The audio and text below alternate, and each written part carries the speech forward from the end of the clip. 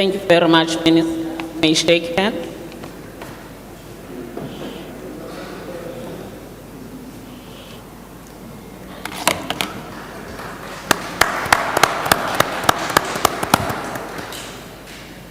Thank you, Ministers. Lastly, I now invite Minister Zulu and Minister Dogo to sign the agreement of cooperation in the field of social development and social inclusion. Ministers.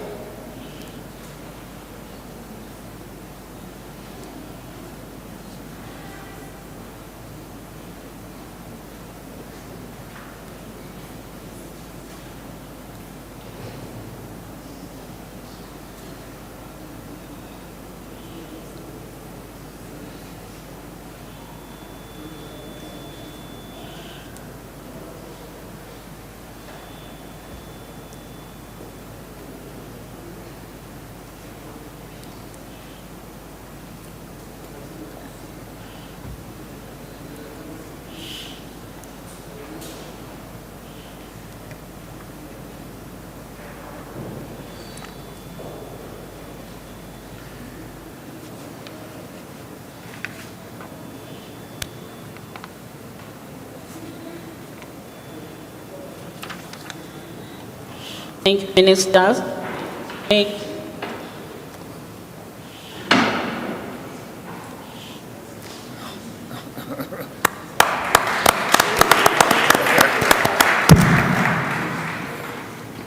very much, Ministers. We have now come to the end of the signing ceremony. I'd like to thank their Excellencies, President Ramaphosa and President Ouattara, for the ceremony. I will now hand over to my colleague, President Benya, facilitate. Thank you. Thank you very much, Ambassador. Good afternoon, Your Excellencies. Good afternoon, Your Excellencies. Good afternoon, ladies and gentlemen. We'll now commence with our immediate briefing. President Ramaphosa will kick us off with his remarks, followed by President Ouattara. Thereafter, we will have a round of questions. We will take two rounds of questions. One from colleagues from Côte d'Ivoire, another round from colleagues from South Africa, and each round will have 3 questions. I'd like to now invite President Ramaphosa.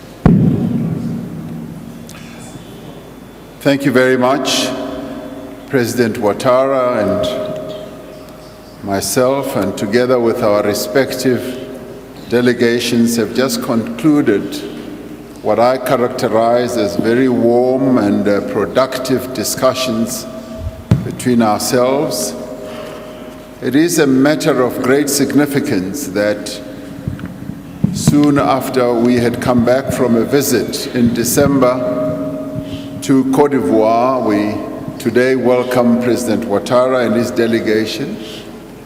It is an indication of our shared commitment to strengthen bilateral relations between our two countries. During our visit to Abidjan in December, we signed 9 agreements and memoranda of understanding. Today, we have witnessed the signing of 6 additional agreements. During our discussions, we reviewed the implementation of existing agreements and identified a number of areas where we could have further cooperation between our two nations.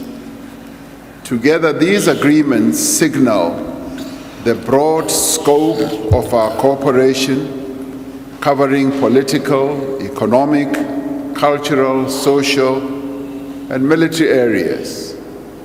These agreements cover areas of common interest between our two nations, such as women's empowerment and gender equality, youth development, education, employment, sports, social development, as well as social inclusion. The agreements in the main will improve cooperation in economic sectors that have been prioritized as part of the Ivorian National Development Plan of 2021 to 2025, Reconstruction and Recovery Plan. The economic sectors themselves, oil and gas, agriculture, communication and information technology. They also cover defense, transport, as well as forestry. As part of our shared interest in building a capable developmental state, our respective schools of government have entered into a cooperation agreement as well. Trade between our two countries is steadily improving. On our side, it has improved by almost 25%, and on the Ivorian side, it has boomed by almost 200%. Cote d'Ivoire have recovered from a decline of imports from Cote d'Ivoire. These have doubled in the last 5 years.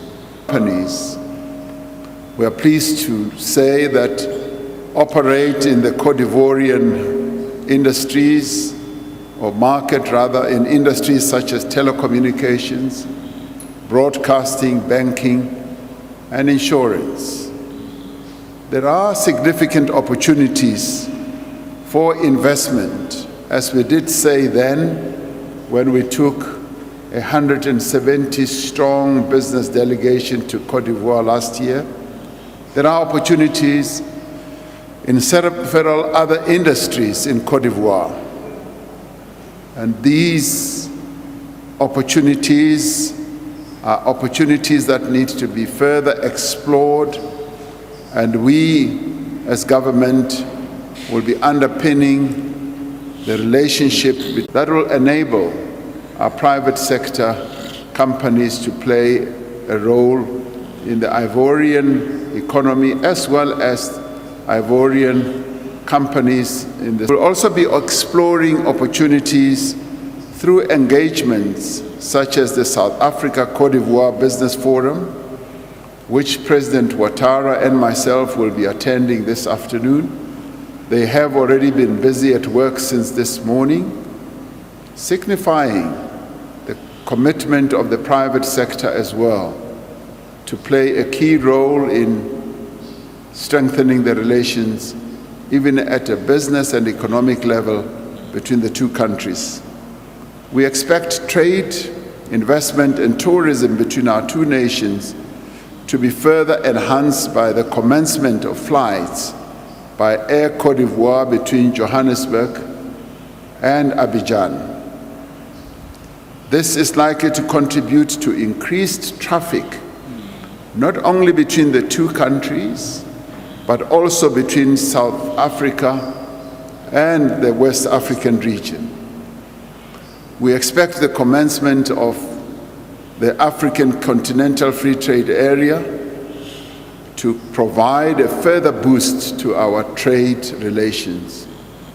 And I know that the business people who are gathered since this morning will be looking very closely at how the African Continental Free Trade Area will be able to enhance their trade businesses. We also, in our discussions, discussed security and the stability of our respective regions, and more particularly across the continent as well. We welcome the important role played by Cote d'Ivoire in contributing to peace and stability in West Africa and pledged our support within the framework of the Defense Cooperation Agreement signed in December of 2021. We also noted the importance of multilateralism within the global system of governance.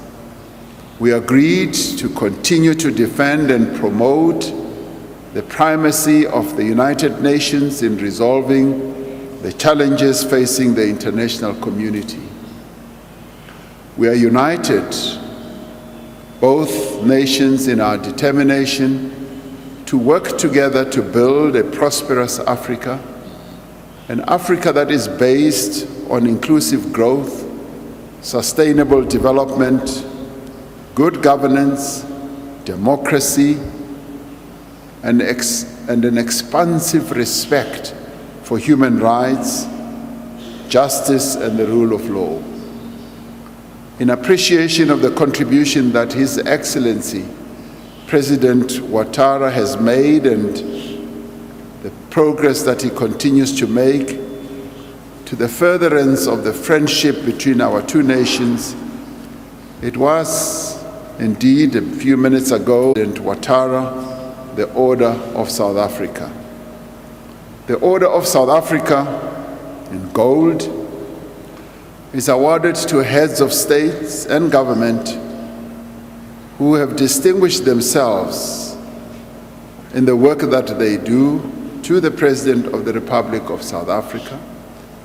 Your Excellency, it has been a great honor to welcome you to our country, and I personally look forward to deepening our cooperation in the interests of our peoples and in the interests of our continent.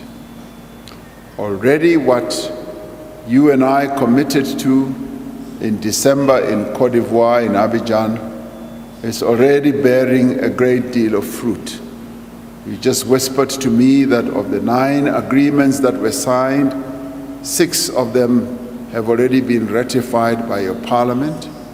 But more than that, we've already seen implementation, but the type of implementation that is bearing a great deal of fruit.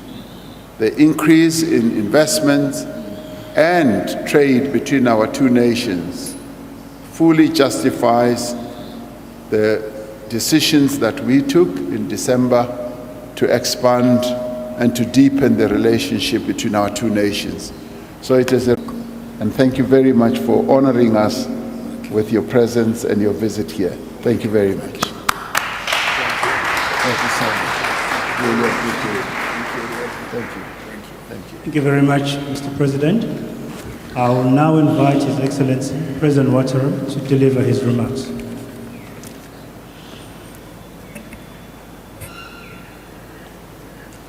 Monsieur le Président, chers frères, je suis très heureux d'être en Afrique du Sud à l'occasion de cette visite d'État.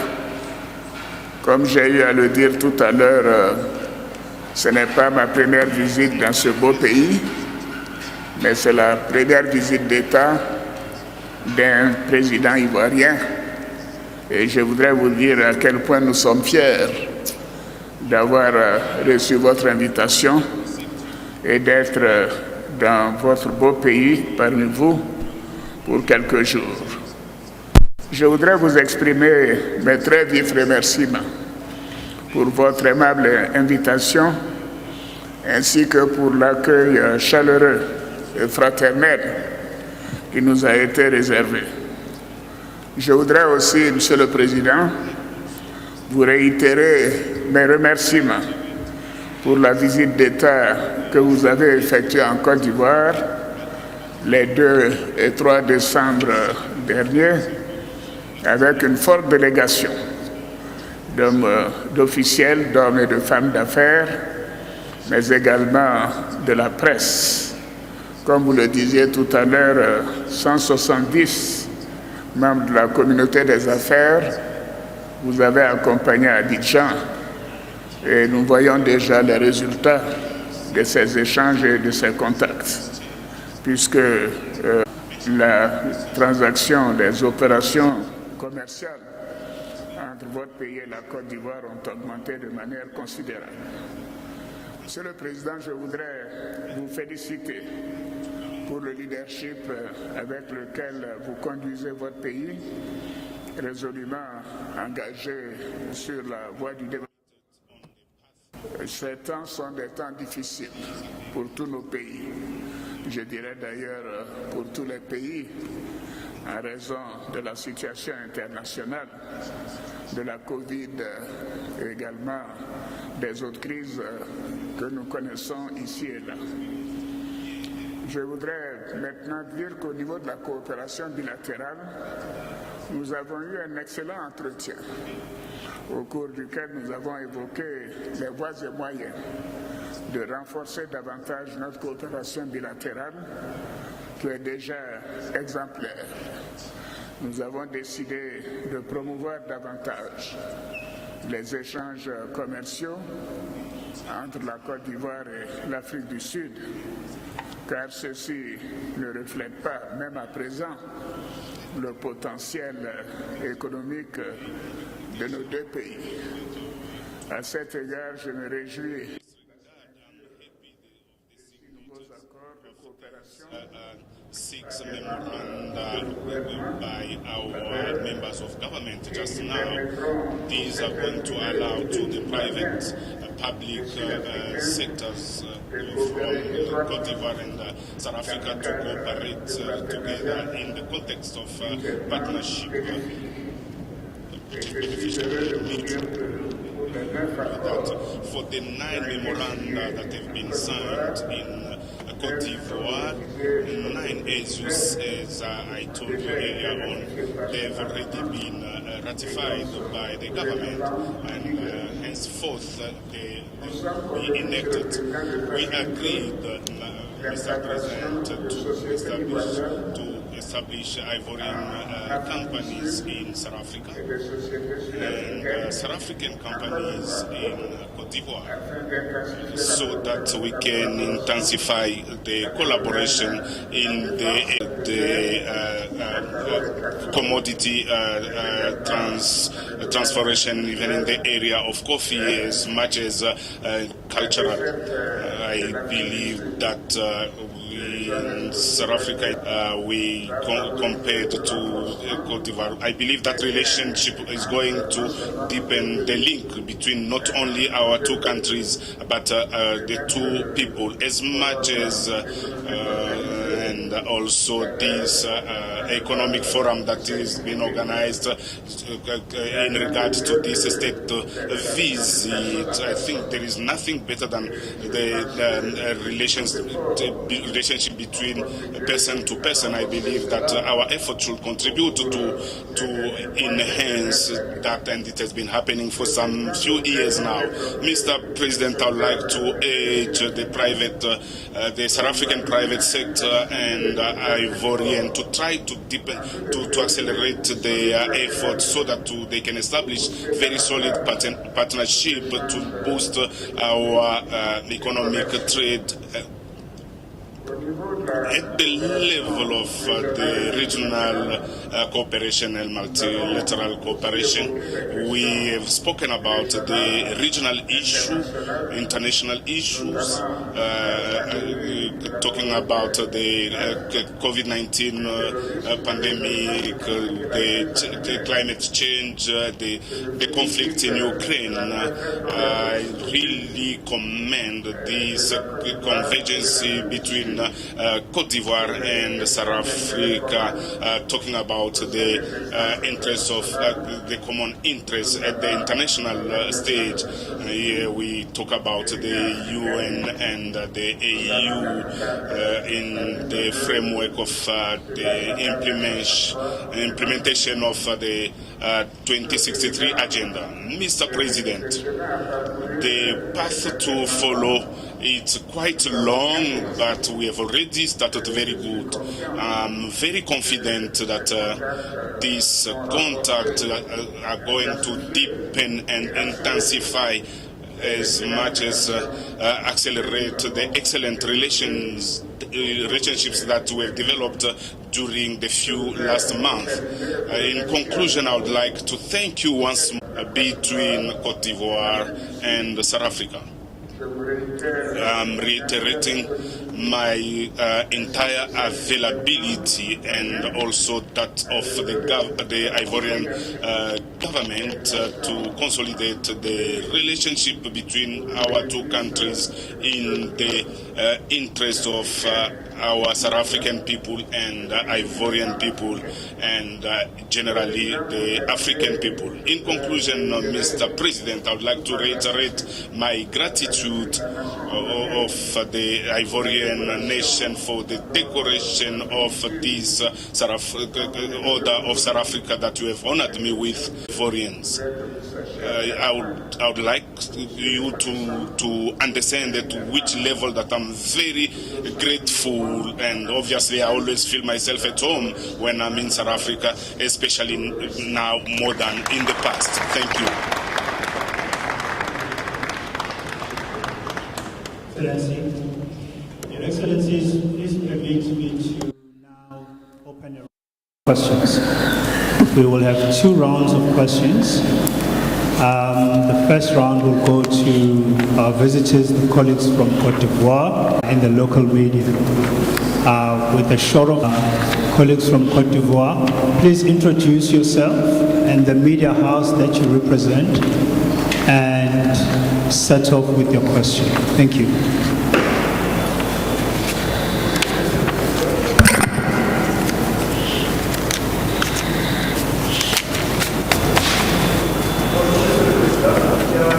Donc, il s'agit de la suppression des visas pour le pays.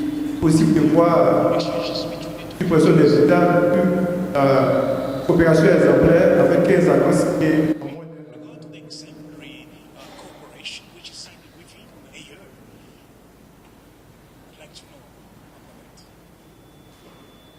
Thank you. We'll take another question from colleagues from Cote d'Ivoire. Another question? Is that all from colleagues from Cote d'Ivoire? Okay, before we proceed then, I'd like to give Their Excellencies an opportunity to respond to that question. Thank you. C'est bien, oui. Si j'ai bien compris, vous posez la question de la suppression des visas entre qui sont en discussion to me that these are ongoing questions at the level of the state ministers, and subsequently during the mixed commission, these questions. Je vous remercie. I submit. Thank you so very much. I would want to echo what President Ouattara has said in this regard. These are matters that are being dealt with at the level of the ministers, and armed with a wonderful relationship that prevails between our two countries, these matters will find easy solutions, and I'm confident that that will be the case. Thank you. Thank you very much, Your Excellencies. We'll now have the second round of questions. Thank you so much. My name is Sophie Mwena from the South African Broadcasting Corporation.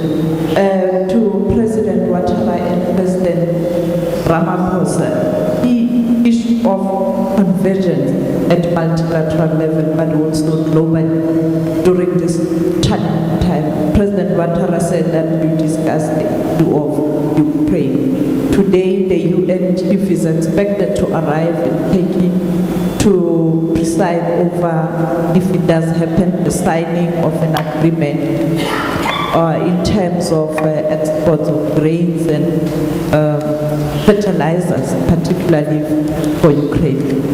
Is this a sign that we are likely to see incidents of Ivory Coast? Few days ago, on former President Laurent Gbagbo in particular, there was tension after the 2010 election. Are you now beginning to find one another in the interest of peace in Ivory Coast? Thank you. Your Excellencies, you can take those questions. Sorry, the echo I could not hear, so I'm trying to get Mike, yes. Maybe these questions are for me. Could you repeat them, please? Thank you, President Ouattara. I'm saying you spoke about the convergence at multilateral, particularly looking at the and the other issue pertaining to Côte d'Ivoire. You met the two former presidents of Ivory Coast a few days ago before coming to South Africa, particularly on the former President Laurent Gbagbo. Are you beginning to find one another, and are we talking about prospect of peace ahead of the 2025 elections in Ivory Coast? Thank you. Your Excellency, respond to the question. Vous souhaitez que je réponde? Oui, d'accord. Je vous remercie, Madame, pour le premier point sur l'Ukraine. Comme nous l'avons indiqué, nous sommes tous les deux attachés au statut uni. Et comme vous le savez, la Côte d'Ivoire, pour sa part, a voté les résolutions au niveau du Conseil de sécurité. Un secret de dire que nous souhaitons la paix en Ukraine. Et nous déplorons de manière la plus forte les morts et la destruction d'un pays qui est reconnu dans ses frontières depuis des dizaines d'années. Je sais que ce n'est pas le point de vue de tous les pays africains, mais nous assumons pleinement cette position. Et je voudrais dire que pour la question des céréales, pas plus tard que je crois que c'était le mardi dernier, c'est le directeur de cabinet, j'ai eu un entretien avec le président Zelensky pour encourager cela. Et j'ai eu également un entretien avec la vice-secrétaire générale des Nations Unies, Madame Amina Mohamed, qui m'a dit que les choses avançaient. Et j'ai de constater que le président Poutine a décidé de signer cette proposition faite par la Turquie et les Nations Unies qui permettra de la sortie de 20 millions de tonnes de blé ukrainien. Et j'ai indiqué d'ailleurs au président Zelensky que je souhaitais que l'approvisionnement se fasse en priorité vers le continent africain, en raison de la fragilité des économies et de la situation sociale dans beaucoup de pays. Alors, en ce qui concerne le deuxième point, concernant la rencontre avec les anciens présidents, c'est une affaire normale. Vous savez, nous en parlions tout à l'heure avec mon ami Cyril, pour dire qu'il faut maintenir la paix dans nos pays. Les anciens présidents, surtout quand ils sont chefs de parti, comme en Côte d'Ivoire, nous avons 3 grands partis, le mien, celui du président Bédié, celui du président Gbagbo. Ce que nous faisons descend vers les populations. Et si on veut renforcer la paix, il faut bien sûr maintenir le dialogue. Et pour moi, ce sont des concertations qui vont se renouveler, qui doivent se renouveler, et qui doivent me permettre de prendre l'avis des anciens chefs d'État et aussi de les encourager à contribuer à renforcer la paix dans notre pays. Et je me réjouis que pour le moment, la situation est apaisée et que les uns et les autres contribuent à cette évolution. Je vous remercie.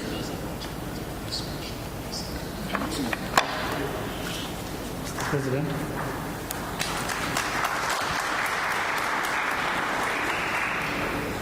Thank you very much.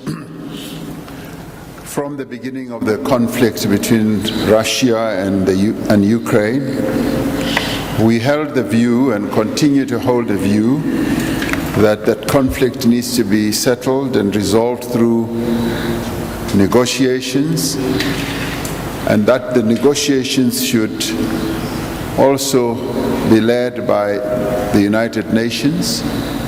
We were amongst the first to say that the United Nations Secretary General should be leading from the front and find ways of ensuring that those negotiations do ensue.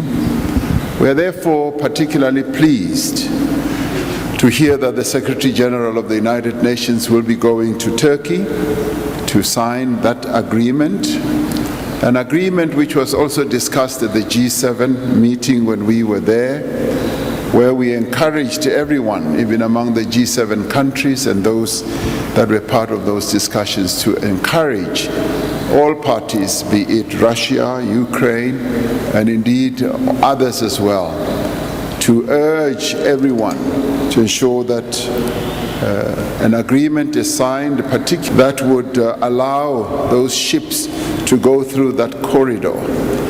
It has taken much too long, in my view, because that conflict to the importation or exportation of grain, fertilizers, and other foodstuffs like wheat to various other parts of the world, and we are therefore pleased that this may indeed in the end become a reality. Would this be seen as signaling something that could amount to the end of that conflict? I would like to believe that, yes, we should hopefully see it in that regard, and everyone wants to see peace, and everyone wants to see an end to that conflict, and President Ouattara and myself share this, because none of us should ever be heard to be promoting conflict that leads to the loss of life. And of course, there are different perspectives that various countries have adopted in this regard, but where we have a common objective is where we want peace. So the flow of grain through that corridor in the sea is going to be also helpful to Africa. And I'm particularly pleased that President Ouattara has found time to speak to President Zelensky to ensure that the grain that is going to go through, the 20 million tons or so, quite a lot of it does flow to the African continent. One of the other issues that we covered when we were at the G7 meeting was the issue of ensuring that there is self-reliance on the African continent. And sometimes these conflicts should be seen as opportunities for us to look at ourselves as Africa and look at our own weaknesses or incapacities. One of those that we looked at, President Ouattara, was Africa has become so reliant for food security, for inputs that enable food security or food production on other countries such as fertilizers. And we proposed, and were supported by the EU in this regard, that like what we did with vaccines, to embark on a campaign to enable a number of African countries to be self-reliant, to start producing vaccines. When it comes to food security, we should also be using this as an opportunity for the production of inputs in producing food, such as fertilizers, to also be produced here. We are reliant on fertilizers from Russia, from the Ukraine, and indeed grains as well. Our continued reliance on massive amounts of grains from that theater of the world or that part of the world should be seen as a risk and a real danger to African countries. 1.3 conflict as a wake-up call to all of us to say, do we want to continue for years coming to be reliant for our grain, for our fertilizers on that part of the world? Or should we say this conflict is a wake-up call, like COVID became a wake-up call to many of us on the African continent to start producing our own vaccines, not only for COVID, but for a whole number of other diseases as well. So I see this as a great opportunity, and that is meeting, that we now need to embark on a campaign to produce fertilizers. It's 1.3 billion people. So that campaign should get underway soon, and we have not start producing our own foodstuffs, our own inputs like fertilizers into producing food. On the second issue, we also welcome the process that President Ouattara has embarked on to have discussions with his predecessor prevail in Côte d'Ivoire, and we wish President Ouattara well as he continues in dialogue with his former colleagues who were presidents of Côte d'Ivoire.